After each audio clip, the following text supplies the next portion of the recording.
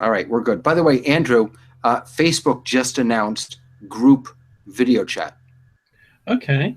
So although I don't see it on the desktop through Messenger, I don't see it on the desktop yet. But so if we decide, if people, well, actually Dina's not on Facebook, so that's a killer right there. There you go. We might have to get you to join Facebook just so you can do group video chat, Dina. Why do I need to do group video chat? We've got Hangout. Yeah, good point. All right. We are chapter 25, verse 21. 25, 21. I believe.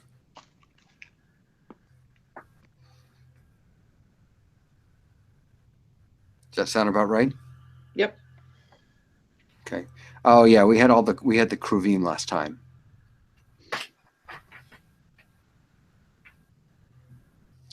Okay. Andrew, you want to read for us? Do you have a book there? Sure. You are to put the purgation cover on the what? Purgation cover? What the heck is that? Sorry, I didn't mean to, I've never heard that. Purgation? Purgation. Anyone know what purgation is? From Perocet. Hello. Hi, Lenore. Hi, Lenore. That worked. Purgation cover. Spell it, Andrew. Purgation. Yeah, I see it here too. A purgation cover of pure gold is to be made for the ark and is to measure yada yada yada. I wonder what the word purgation means, though. I don't know. And is it related to purgatory? Hebrew Kaparet. There are two long-held traditions in translating this word. Expiation or purgation. Yeah. No, go ahead. Expiation or mercy seat, and right. Cover. I have the purification or cleansing of someone or something. So it is related to purgatory. Okay. Yeah, I guess so. The action of clearing oneself of accusation or suspicion by an oath or ordeal. It also means the evacuation of the bowels brought about by laxatives. Oh my God. Yes. Oh boy. I wonder why that word is used here. That's so interesting. And then Fox goes on, I have kept both ideas in the present rendering. The Kaparet was used for both the purpose of obtaining forgiveness from God, see Leviticus 16:13 through 15, also served symbolically as God's footstool to the throne, representing by the coffer. Such symbolism is in line with the ancient Near Eastern practice, as is the keeping of covenant documents within the footstool. Okay. Wow. Okay. So that's why. All right. Sorry, I cut you off. Oh, no. All right. So read the line now. Okay. You are to put the purgation cover on the coffer above it, and in the coffer you are to put the testimony that I give you. So the coffer here is the ark, I guess, right? Right. So you're to put it on the ark above it. Is that what you read? Yeah, that's actually what the Hebrew says, right? You shall put the kaparet al ha'aron, on the aron, milmala, above el ha'aron, above the aron. Milmala, does that mean from above? Yeah, it means from an upper place. Okay. So on top of. Well, because JPS says place the cover on top of the ark, but my stone says place the cover on the ark from above. Right. So I think that the problem here is actually not the word milmala, but the next words. Ve'el ha'aron.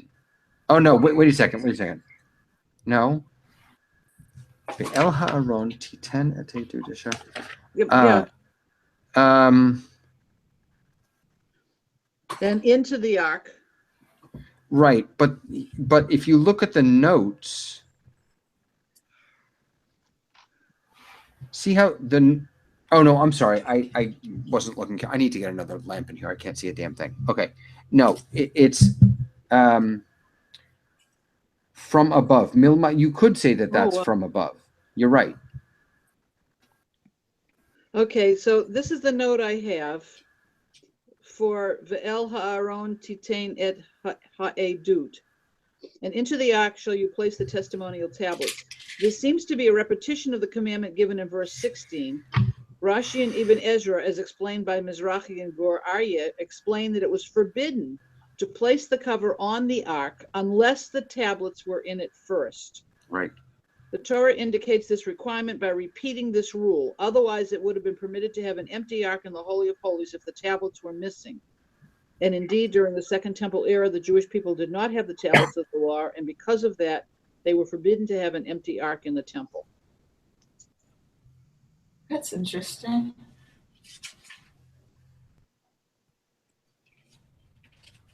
What's wrong with having an empty ark? I was just wondering about that.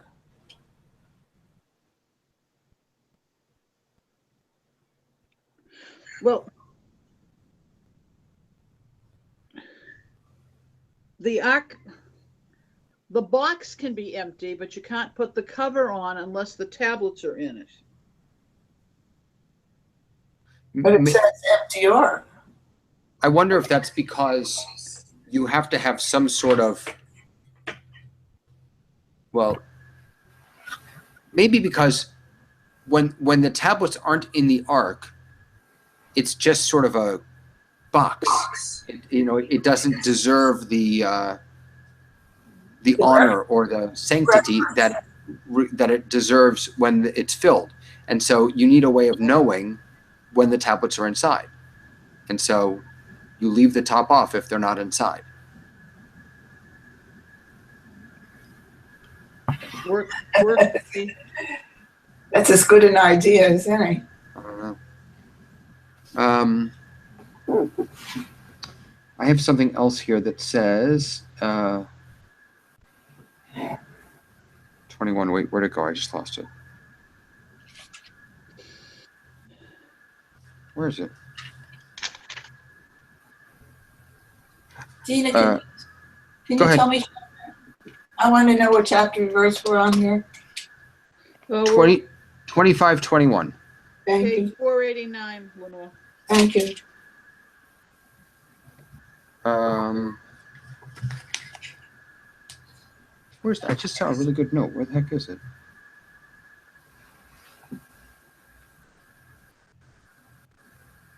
Uh, 21.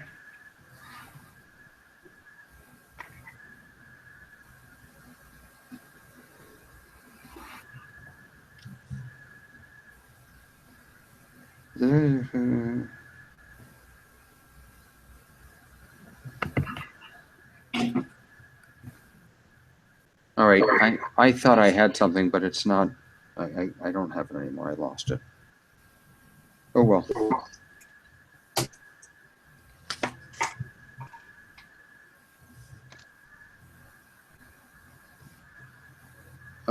Okay, let's keep going. Okay. I will appoint meeting with you there, and I will speak with you from above the purgation cover, from between the spaces that are on the coffer of testimony, all that I command you concerning the children of Israel. So there we have the above again, right? But here it's me'al, from above. When I set a fixed time to speak with you, this is the place that I fix for the time when I come to speak with you. All right, so let's look at from above the cover, from between the two kruvim. That seems to be the focus here.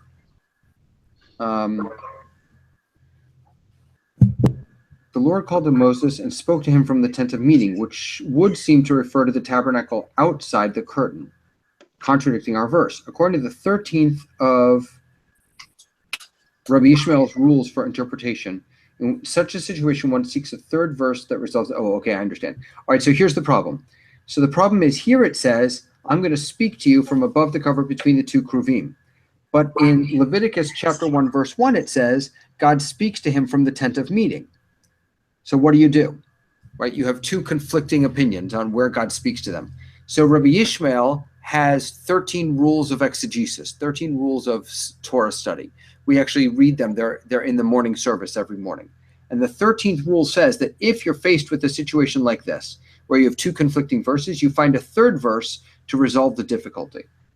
So here's the third verse that they found. It's from Numbers chapter 7, verse 89.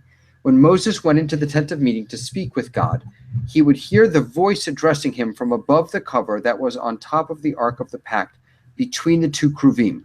Thus God spoke to him. Moses would go into the tabernacle, and as soon as he entered, a voice would come from heaven to the space between the Kruvim. From there it would go forth and be heard by Moses in the tent of meeting. It's almost like the space in between the Kruvim is a megaphone, right? Or an amplifier system. The voice comes through there, but then it's amplified out into the whole tent of meeting where Moses can hear it.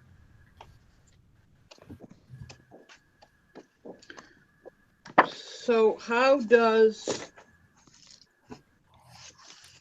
do we know, how does Moses know that that's where the voice is coming from?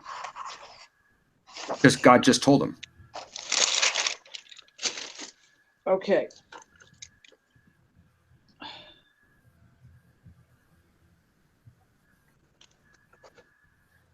By the way, Ibn Ezra responds to Rashi's comment, this whole thing about we have these two conflicting verses, let's find a third one.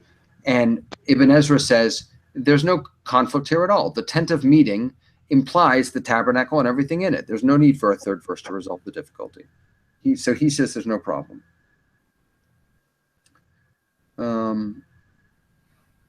Ramban says a whole thing about the Kruvim themselves. He doesn't talk about the speaking.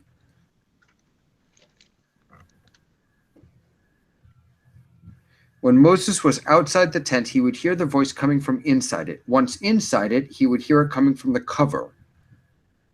That is, the cloud of the Lord will appear there when I speak with you, as if I were speaking to you from that place, just as the cloud appeared on Mount Sinai when prophecy came to Moses. You know what that reminds me of? Dina, remember the discussion we had about the two, maybe the higher part of the mountain versus the lower part of the, we talked about that maybe Sinai was a spot on this mountain as opposed to the whole mountain. Remember we had that?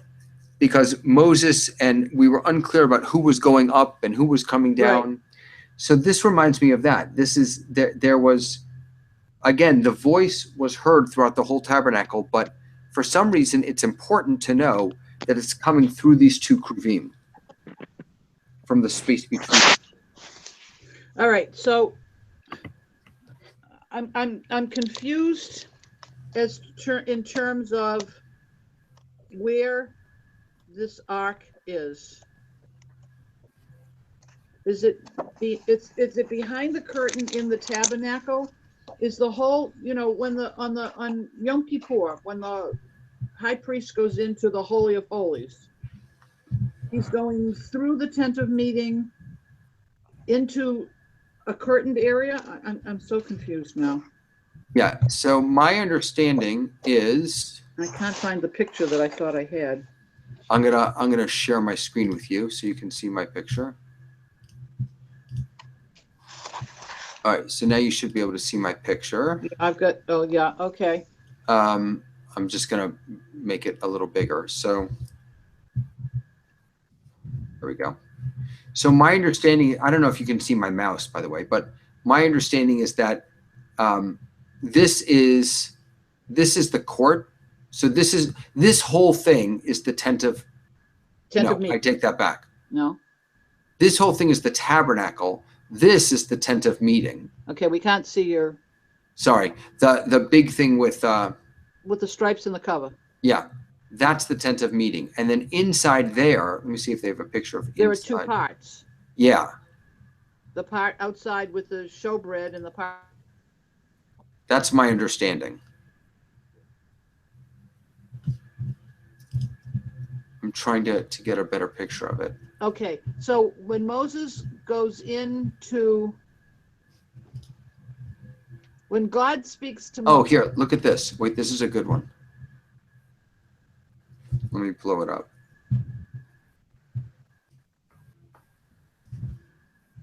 All right, can you guys see that? Yeah, Yeah. Okay, so this is it's a cutaway, right? So right. you can see the curtain, the middle curtain here. Outside, you've got the for the incense, you've got the menorah, you've got the table with the showbread, and then inside you've got the Ark of the Covenant. So my understanding is that this whole thing was the tent of meeting. So Moses out here to the right. Moses would walk in through this first curtain. He could hear God's voice, but it's emanating from way back here in the back on the left-hand side. Okay, so Moses is not seeing the cloud. Well, it's unclear whether he actually does he actually have to go in? I don't know. Well, but you just said that he hears it from the tent of meeting. He doesn't hear it, he doesn't see it or hear it directly from the tabernacle. It emanates from there. That's what you read. That's what I'm trying to. No, I didn't say from the tabernacle. It emanates from the ark. Okay. I have, when God spoke to Moses, the voice would come from heaven to the top of the cover and from between the Kruvim. Yeah. It would emanate to where Moses stood in the outer chamber of the tabernacle. That's according to Rashi. So Moses stays in the showbread area. Yeah. So the only time that anybody goes, once the tabernacle is set, once the ark is set in the back room, only on Yom Kippur does anybody get to go in there? Yeah, I think so. Yep. Okay. So before you take the picture away, look at the picture of the ark. I would have expected it to be positioned at a 90-degree angle from how it's positioned in that picture. I hear what you're saying, because the poles stick right out into the curtain. Well, not only that, but now between the cherubim is the voice isn't facing right. The sides of the tent. Yeah. I hear what you're saying. That's interesting. I don't know. I wonder if let me see if I can find another picture. You're right. That now see, look in this one. In this one, it is the other way. Yeah. Yeah, we don't know. That's the bottom line. We just don't know. It's just, Yeah. They're renditions, but all right. Yeah, interesting. All right, let's see if there's anything else.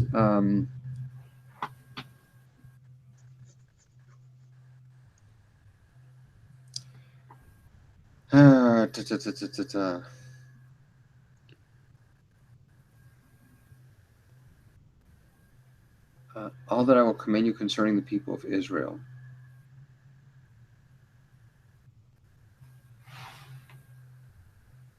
And what I shall speak with you, there will be. There's a vav that they say is. Oh, you're back, Lenore. I am. I don't know what happened.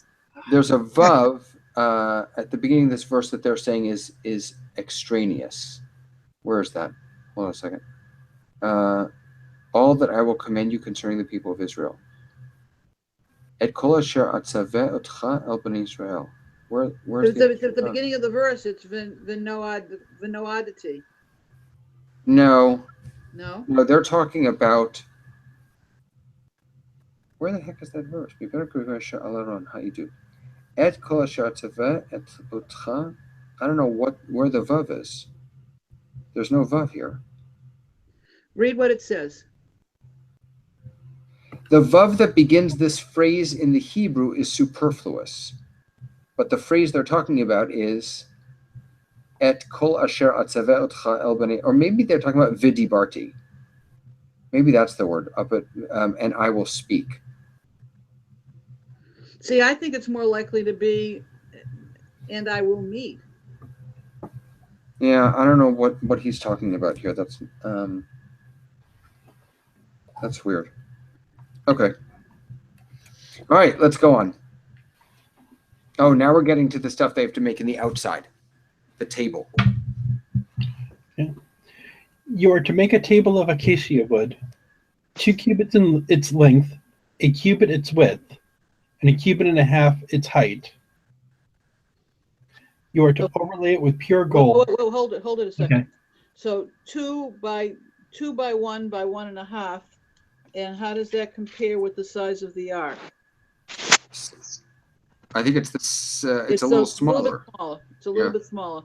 So we're still not talking about anything very big. I always thought about the table for the showbread as being a table, you know? Right. Well, if you're having a Seder, you need at least to seat 10 or 12 people, right? Yeah, well, I don't think it'd have color on the Seder table. Of course you did. Oh, no, not challah. You're right. Okay, so I have the table and the menorah can be considered to symbolize the two halves of a human being, the physical material half and the spiritual intellectual half. The bread on the table represents a person's physical needs, and the menorah represents the light of learning and conscience.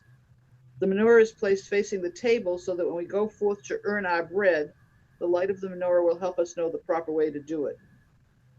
Huh. And that's all for 23, which it doesn't even talk about the menorah in 23. Yeah. I have here, and it's kind of interesting that when it tells us to make the ark and the cover, it says you will make the ark, ha-aron, and ha-kaporet, and the cover. But here it just says va'asita shulchan, make a table.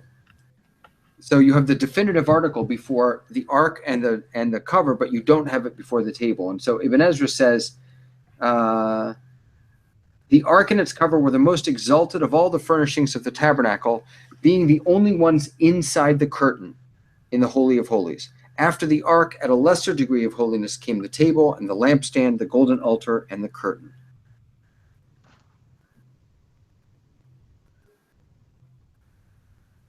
Yeah. It is a mark of courtesy that God's servants and God's priests should eat from God's table. After the ark, which is like a throne for the Shekhinah, God commanded them to make a table and a lampstand, as was the custom for princes. As when the Shunammite woman told her husband, "Let us make a small enclosed upper chamber and place a bed, a table, a chair, and a lampstand there." That's from Second Book of Kings. So this is God setting. Torah about 4 weeks ago. Yeah, this is God setting a table, I guess, for the people, sort of.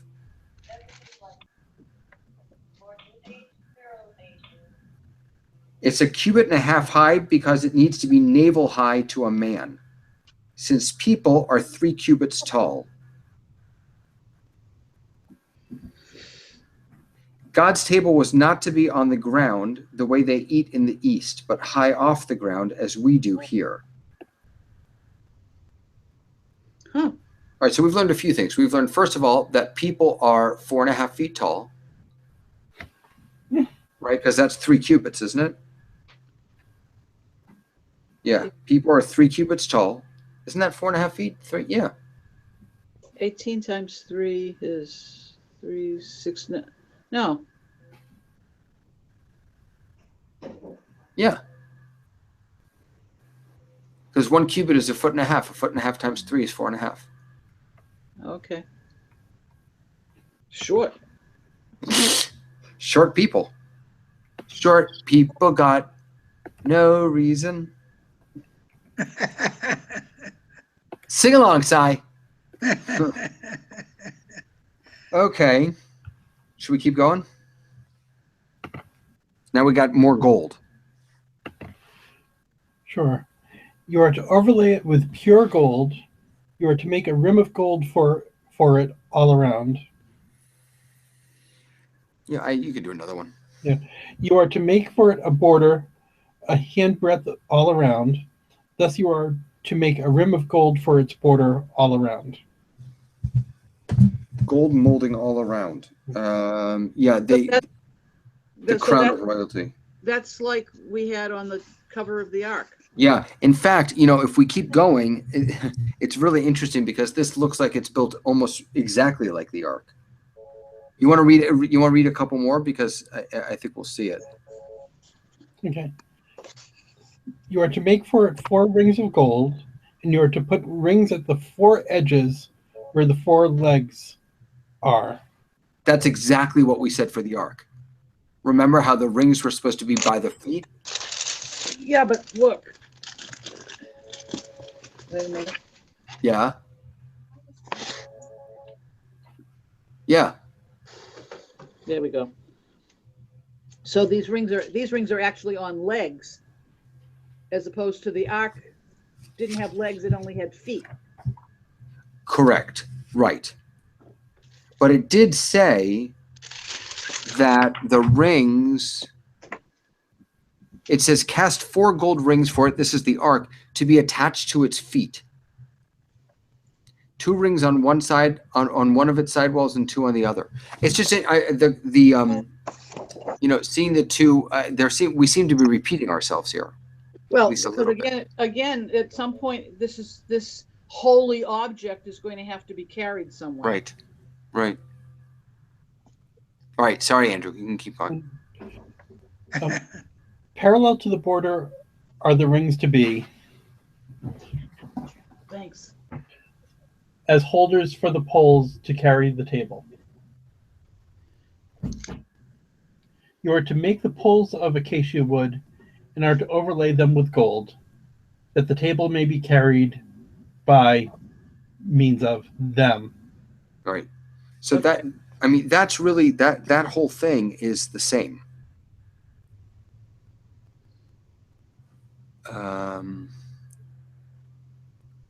So there's a debate about this rim, this what did you call it? The molding. The molding, yeah. There's a debate apparently that some people say that it was above the table, which would be really weird. Like the rim around the surface of an official's desk. Others that it went from leg to leg below the tabletop on each of the 4 sides, with the top of the table sitting on top of the rim. Doesn't make any sense to have it above.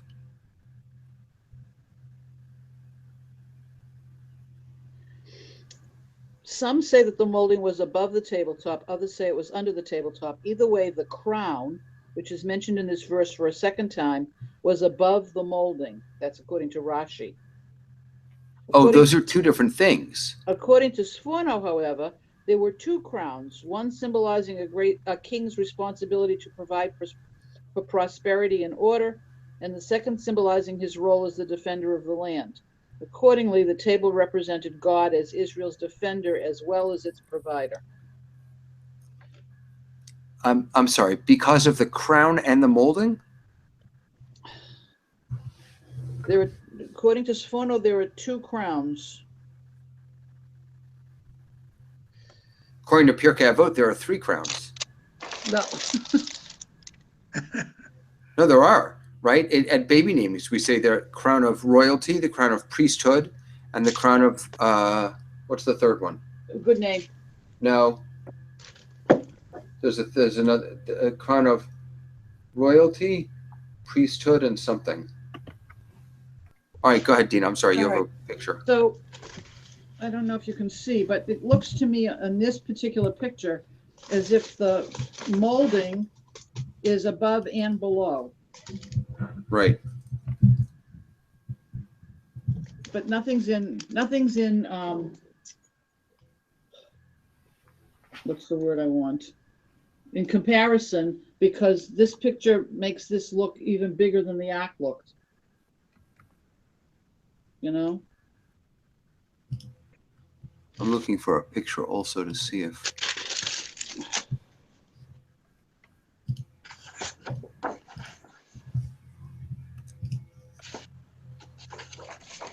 All right, here. Let me show you this one. This is a pretty good one, actually.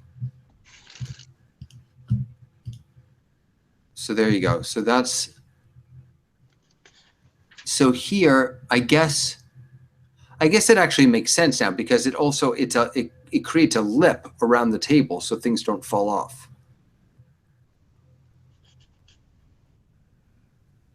Yeah. Yeah, but so that's interesting, because the pictures that I have show shelves. Shelves? Yeah. What shelves? Shelves for the showbread. Really? Yeah. All right, so wait a minute. I'm looking to see overlay with pure gold, Exodus 25:23. When we get to 25:29, I think.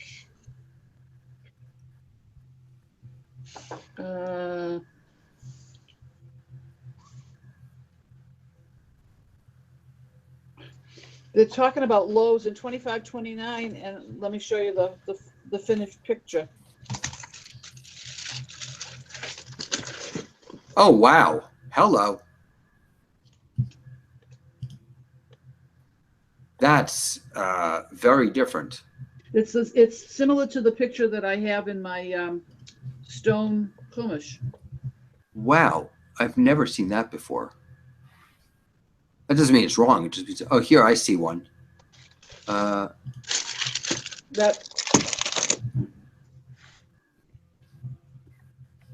Yeah, there it is.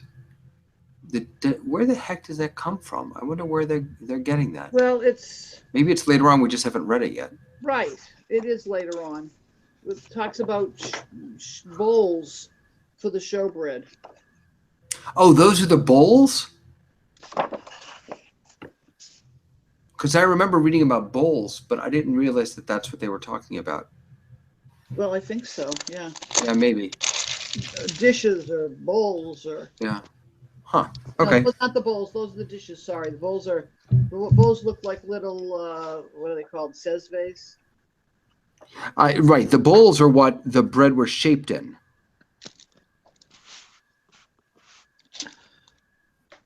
Well, we haven't read that yet, so.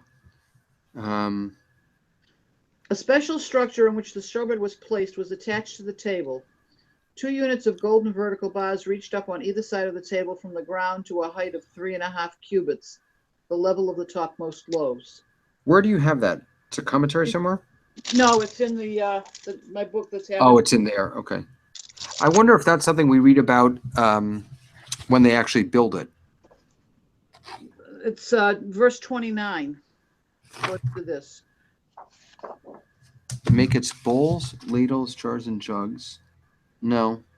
Yeah, you shall make its dishes, its spoons, its shelving tubes, and its pillars. Oh, shelving tubes. That's not at all what I have here.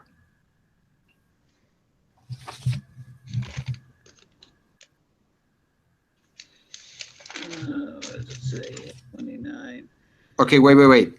The word kesotav for jars denotes both the tubes separating the loaves from each other and the notched attachments on which the tubes rested.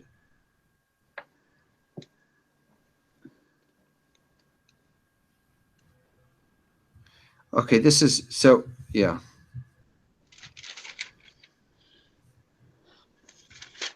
See, but Ibn Ezra says that same word jars are actual cups, which they use to offer libations.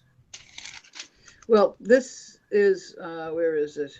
4 utensils were displayed on the table. That's in 29. Bowls. The Talmud understood these to be the molds in which the loaves of bread were placed after baking so that they would retain their shape. Ladles. These palm-shaped vessels contained the frankincense that was placed on the table of the bread of display and burned when the loaves were removed each Shabbat.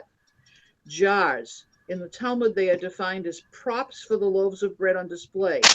One medieval commentator thought they might be containers for water used in kneading the dough. And jugs, the menakiot, literally cleansers. One of the traditional commentators took them to be utensils for clearing ashes from the oven and for cleaning the table.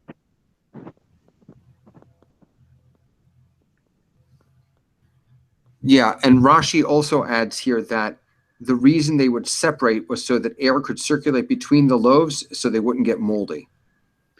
Right, because they're on display for a whole week before the priests Right. eat them. And also they were separated so the weight of the upper layers of bread would not crush the lower layers. Huh. Interesting. Okay. But one of the things that's interesting to me was that the loaves of bread, after baking, they were put in these bowls so that they would retain their shape. why after baking would they change shape? I don't know. It's a good question. Well, except for the crushed. Except for being crushed, right? No, but why not just put them on? Why not just have them on shelves? Why have them in bowls? Right. Well, it seems like the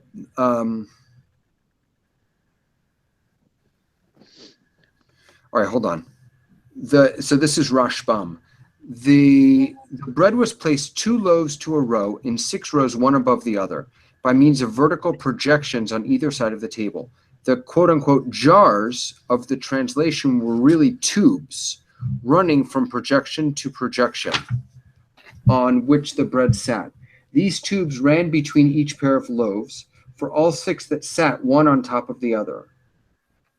This is why they're called in Numbers the covering tubes, because they cover the bread being placed between each pair of loaves. So maybe they had to be the shape of the bread so that they could cover each loaf. Maybe that it wasn't the issue wasn't the shape of to keep the bread in shape. It was they had to be the shape of the loaf so that they would fit appropriately over the bread. Over the bread? Yeah, that's I think. Everyone say hi. Hi. This is embarrassing. This is a mess. We'll clean your room then. Who's here? Oh my god. Sai, Dina, and Andrew. Buggy's not here today. Aw, All right, go away. what a shame. What a shame. Hi, Dina. She's helping me get out of my own She room. says hi. Okay. Yes, you got kicked out of your own room. Love it. Okay.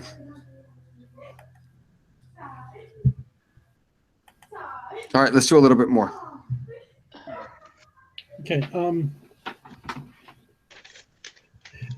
You are to make its plates and its ladles, its jars and its jugs from which offerings are poured. Of pure gold are you to make them. And you are to put on the table the bread of the presence before my presence regularly. So I've never understood why this bread is so important here. Like, why do they have to leave bread out?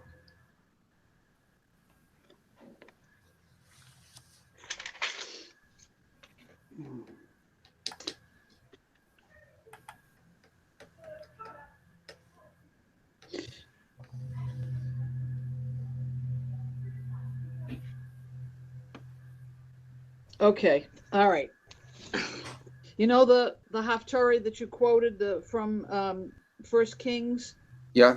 Okay, so Ramban explains the process of this miracle of prosperity. He writes that from the time when God brought the universe into existence from an absolute vacuum, he does not create anything from absolute nothingness. Instead, when God wishes to bring about a miraculous increase, God causes it to flow from something that is already in existence, as we find in that Haftarah, in the case of the prophet Elisha, who caused a single jug of oil to give an unceasing flow for as long as there were empty jugs to be filled. That's one of the things I learned with Rabbi Friedman, was that the rule of miracles is that you have to start with something. You can't start from nothing. Right.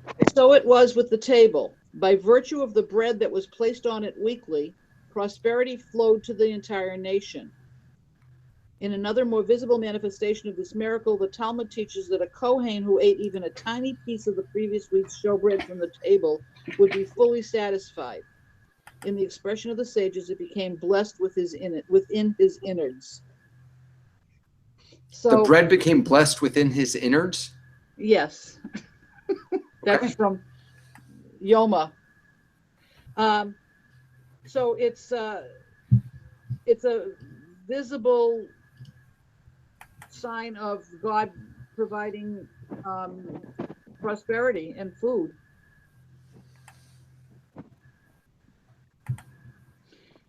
And it can't be ongoing unless you have something to start it from. So it's called face bread. Lechem panim. Yeah, that I don't have anything on. So for face bread, Oh, poor Lenore, Lenore, you've been in and out. You must be exhausted.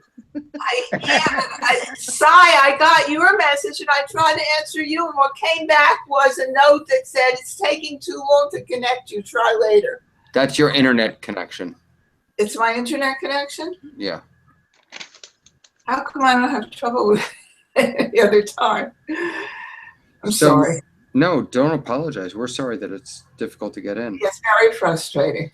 So face bread, So who called it face bread? Because I don't have that in either of my translations. the Torah is, well, lechem panim, Oh, okay. bread of the face. Right?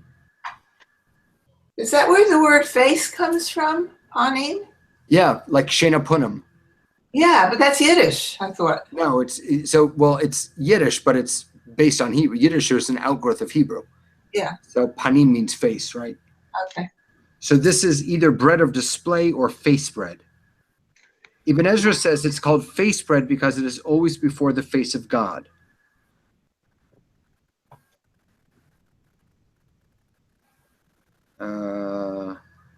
Yeah.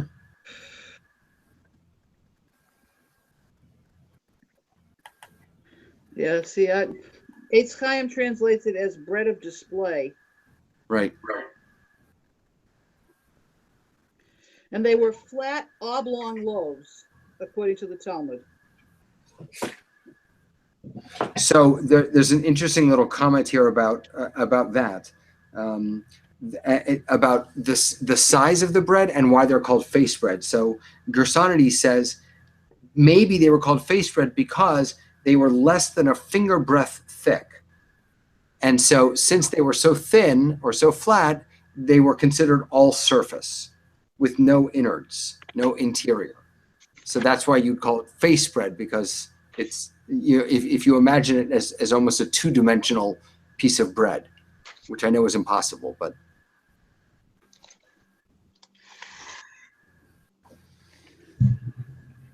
All right. Now, for Fox, Hold on just a second. besides the talking about why he used bread of the presence rather than face bread or whatever else they could come up with, bread of display. One interesting is that he says that before my presence regularly, and footnotes not perpetually as in earlier interpreters understood. So One more time. So the end of 30, where you're to put on the table the bread of presence before my presence regularly. Should it be, regularly, perpetually? Right, always before me. It says lifnei tamid. Lifanai, before me, tamid, for always. That's what tamid means, eternity or always.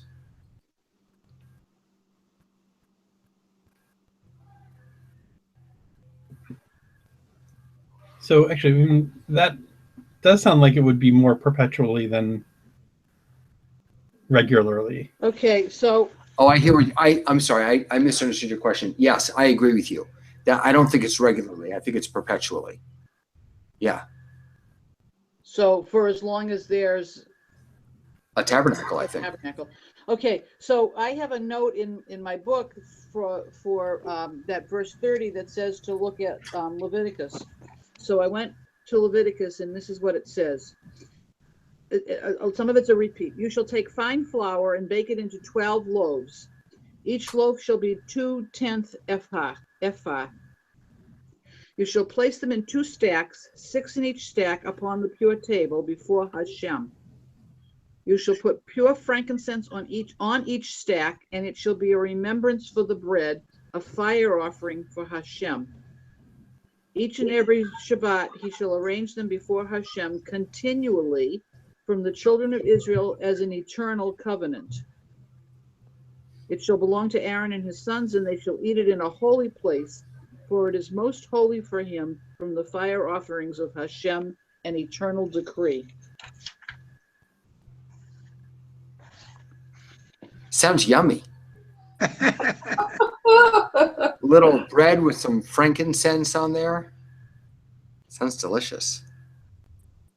Like you've had it before. Well, no, I'm thinking about I'm teasing you. the only thing that I have to do when I'm in Israel, it's like a must, is in Jerusalem, right outside the old city, I have to get it's called a bagel, which is basically just a really large bagel with zatar, which is the spice. And so they put some zatar in a bag and you just dip so that's what I'm thinking of. I'm thinking of this, I want my bread.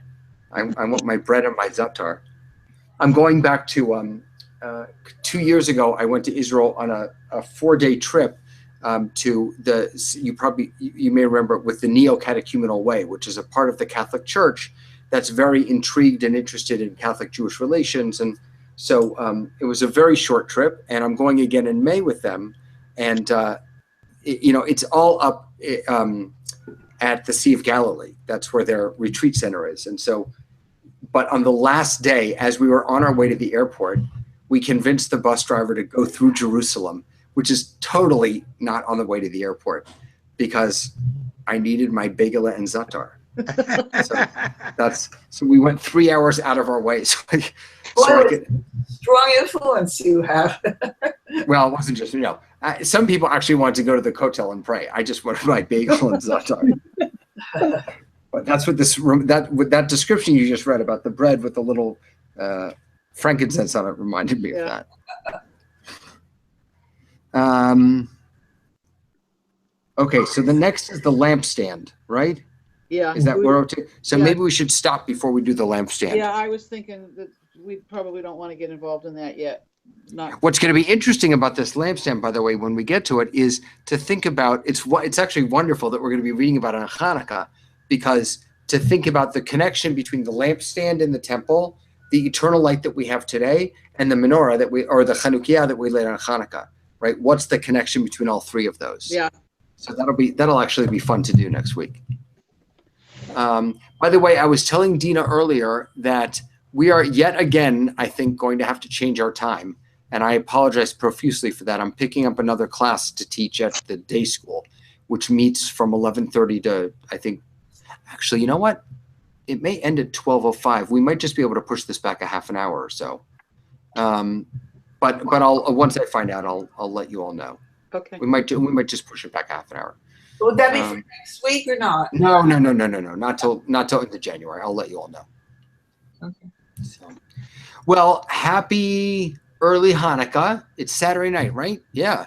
Yeah. Happy early Hanukkah. Merry Christmas. Donald Trump would want me to say that. Merry Christmas. And happy Kwanzaa. Like you listen to Donald Trump. Well, I don't want to leave anyone out. You never know. One of you might celebrate Kwanzaa or Christmas, so I want to be politically correct. All right. All right, folks. Have a wonderful rest of the day. Lenore, thank you for hanging in there with us today. Okay. Did you get some mail from me? I'm sorry? Did you get some mail from me or not? All right. I'm leaving because I have to get on the road. Bye, Dina. Have a good Okay, week, bye, everyone. everyone.